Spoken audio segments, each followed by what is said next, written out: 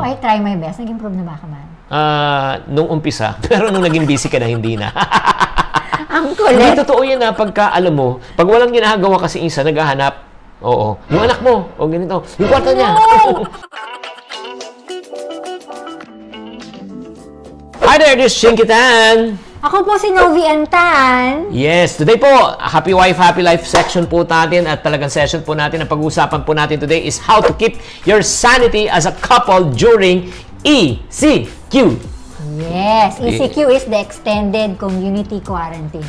Grabe, di ba, ang presidente ay lately lang po ay nag-extend tayo. So, I think, if I'm gonna say, it's 38 days and we are still waiting kung talagang mag-extend ba to. So, but by God's grace, because we were able to spend like 38 days, we want to give you some tips on how to keep your sanity during this extended community quarantine. Pero bago natin pag-usapan yan, don't forget to subscribe in our YouTube channel sa Happy Wife, Happy Life. And then pag-subscribe, isama nyo na pati yung bell button, saka yung all button, at saka i-like nyo na rin tong page na ito. Yes. Okay? So my question to you is, are you concerned about your future? Siyempre naman yung future, parang so uncertain right now, no? The fear of the unknown, ika nga. Oh, may work pa ba? Paano yung negosyo? Nalulugi na? Diba? Pagkatapos niya, nauubos na rin yung ipon. So, nakaka-stress. Ka na. You have the tendency to panic. Yes. Plus the fact, diba, yung mga anak po natin, wala nang ginawa kundi maglaro, manood ng TV, mag-chat. Alam mo yun? Parang hindi sila nakakatulong sa sitwasyon. Oo, diba? Demanding pa. Demanding pa. Di ba ba? What is it? Anong pagkain ngayon? Ay, nako. In other words po, tayo po nasa stage po ng crisis. Oo. Ika nga we are so overwhelmed. Diba? Ang crisis po can bring out the best in people, can also bring out the worst in people. Yeah. It can only, strengthen us. Or break us. Yes. We cannot control what happens to us, but we can sure control how we respond to this I agree. Crisis. Alam mo itong good news, no? Yung pagmamahal po natin sa isa, yung pag-nurture po natin, pag-support and commitment to our relationship, it's something that we can control. Pero why control the things that we cannot? Why don't we control the things on what we can, di ba? Yeah. So right now, sa topic na ito, we're gonna talk about 7 things that you can do to keep your sanity as 7 things po. Kaya medyo mahaba. So do not be overwhelmed. Okay, we'll try our best na hindi kayo mabore habang nakikinig sa amin. But anyway, yes, love. Ikaw na mag-start. Okay. Ikaw na. Number 1, to keep our sanity intact during this extended community quarantine, we need to be sensitive with the feelings of each other. Kasi no matter what, kailangan nating intindihin. This is the time siguro that God has given us na kailangan nating maintindihan kung saan nanggagaling ang ating mga esposo.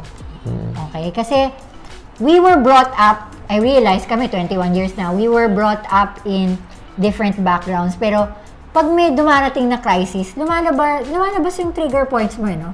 Lumalabas din yung mga questions na, yan nga, may tendency ka maging irritable. Na biglang naging impatient ka na lang. Alam mo yung gano'n, yung parang sobrang sensitive. Kasi, hello, saan nangyayari to? Okay? We need to be sensitive rather than trying to make natin sa kanila. Parang hindi ako sensitive. Hindi. Parang, hindi. Alam nyo, the discussion, what I'm trying to say, na lumalabas tong mga ito, pero it's okay not to be okay. This is the time to lay all the emotions that you think that you can, your best friend, which is your spouse, dapat, no? Because, totoo naman talaga, the situation is not okay. So, kailangan lang nating aminin yun. Pero, together, we need to accept that. O, sige, mahal. So, understanding that this is really a difficult time, no? And then, supporting one another. And then, parang unawain mo, rather than sabihin mo, ba't napaka-emo mo naman? Laki-laki ng problema natin, dinadagdagan mo pa. Alam mo, that's so insensitive, ha? Alam mo, try your best to avoid say anything that will upset your spouse right now. Yeah, especially in the times na very emotional ka. Ako, I try my best. Nag-improve na ba ka man? Nung umpisa. Pero nung naging busy ka na, hindi na. Ang kulit. Hindi totoo yan na pagka, alam mo, pag walang ginagawa kasi isa, naghahanap. Oo. Yung anak mo, o ganito. Yung kwarto niya. Kasi I'm trying to make meaning out of this. Parang, because tayo naturally performer tayo. We want to help.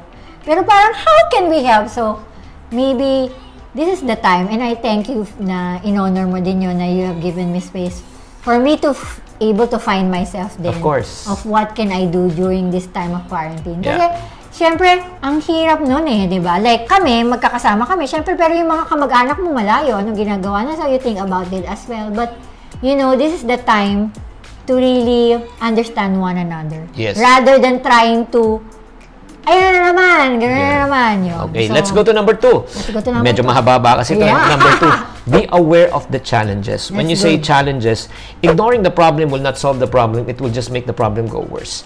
So, ito lang po ang pakiusap ko sa inyo. Sana maging helpful talaga to. Hindi lang nyo panonoorin, tapos baliwala. I want you to get a piece of paper right now with you Yeah. and your spouse. Kunyari may challenges kayo.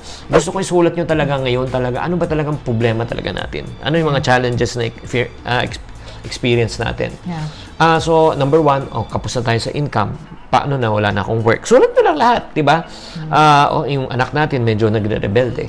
So, and then once nakasulat na yung challenges, ang next thing na kailangan nyo gawin is find possible solutions. Di ba? O wala, konti ng pera natin. O sige, ang solution dyan, extend. Siguro, i-cut down natin yung eating natin. Instead of 3 times, gawin na lang 2 times. Wow. Di ba? Brunch and then dinner. Okay. Which we do. Oh, which we do. Tama ngayon. Di ba? Yeah. Mag-intermittent fasting kayo. Oo. Brunch yun. So, how are you going to budget your funds? How are you going to allocate your meal? Who is going to buy? Where are you going to buy? So, in other words, kailangan talaga may may diskarte. Pero kailangan nakasulat. So, again, try to control the things that you can and let go of the things that you cannot. That's good. Being conscious of issues you may face will put you on a stronger footing. Di ba? So, in other words, nagkakaroon ng hope kasi may solusyon. And then, number 3, ano kailangan gawin? Well, you have to pace. You have to take your own time. Don't be too hard to yourself. When I say don't be too hard, alam ko overwhelming, especially, di ba? Meron nga ako nakausap, Novi, akala ko, di ba, nagsasabi ako na ang hirap, pumapasok ako, tapos nagta-travel pa ako, tapos overwhelming yung trabaho. Nung umuwi na ako, nagkaroon ng lockdown, mas matindi pala yung trabaho. mas overwhelming pala na hindi ko na-realize. But what I'm trying to say is, kailangan mong tanungin din na, kung ano yung buwelo ng asawa mo, saan siya yung nakakapag-relax. Kailangan din, find some place, area in your house na Maka-chill ka. makaka-chill ka. Alam mo, a refuge na you find comfort like that. Like for May example, spot ka. For my wife, saan yung spot mo? Ako, yan, helping people, counseling, and then, you know what? I have to tell you, I love playing video games. Hindi lang yun. Yung spot ang pinag-uusapan Ay, natin. spot! Okay. I love to going to our veranda. Veranda ba tawag doon? But Terrace. Pumunta ka parati sa Baguio. Baguio Terraces. Baguio Terraces. Yan. Ako naman, ang favorite spot ko is, Kwarto Prinsesa. Yeah, Kwarto Prinsesa. Because kasi sarap na, Galing ah. So in other words, find something that you love to do and to keep your mind off the situation. Diba? Like, siya nga, nag-gaming. Oo, Ako naman, writing, diba? Shooting videos just like this. I like managing games. Kasi, sometimes I play with my kids. Be with your kids. Yung something that they love to do. Ngayon nga, natututo na ako mag-TikTok. I don't know what TikTok is, but yeah, okay. Matanda na ako for that, but I like it. And I also love to do, I love, at the end of the day, na nakatulong din sa akin when you remember that time na we thought about sa couples natin yung about gratefulness. So at that time, I started, instead of watching the news, instead of trying to absorb what's happening around and trying to understand the solution, ang ginawa ko, I do the opposite spirit, which at the end of the day talaga, I make sure I write to myself and at least 5 things that I'm thankful about today. Galing. That's what I do. I've been doing that for 38 days and it works for me.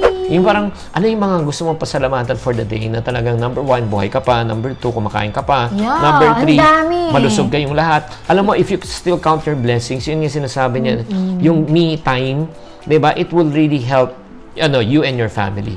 Ikaw, Mahal, paano ka pag bumabelo? Hindi, yun nga. Para sa akin, gumawa ng video, Grabe, no? Productive pa rin bang level? Hindi, kasi... Sulit bo yan.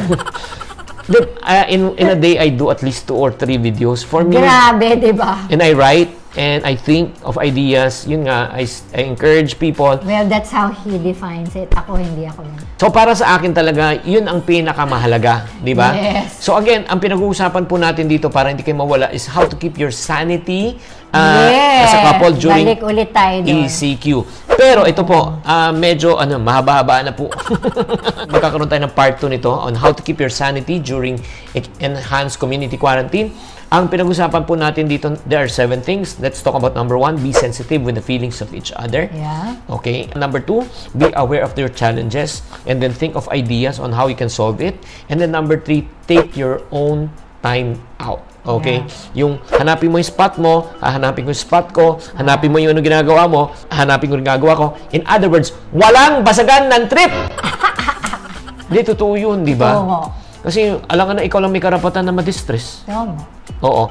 So, yun po yung pinag-usapan natin 3, pero marami pa pag-uusapan. May 4, 5, 6, and 7 pa. Yan po ay magpupunta sa part 2. Part 2.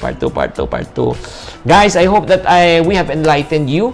And if you like this video, please comment na lang po kung ano yung sa palagay nyo, yung mga stress na pinagdadaanan nyo ngayon dito. Marang mabubuang ka ng kung ano yung, what really drives you crazy as a couple right now. Please write it down below and mag-comment kayo and like this video also. May sabihin ka pa ba?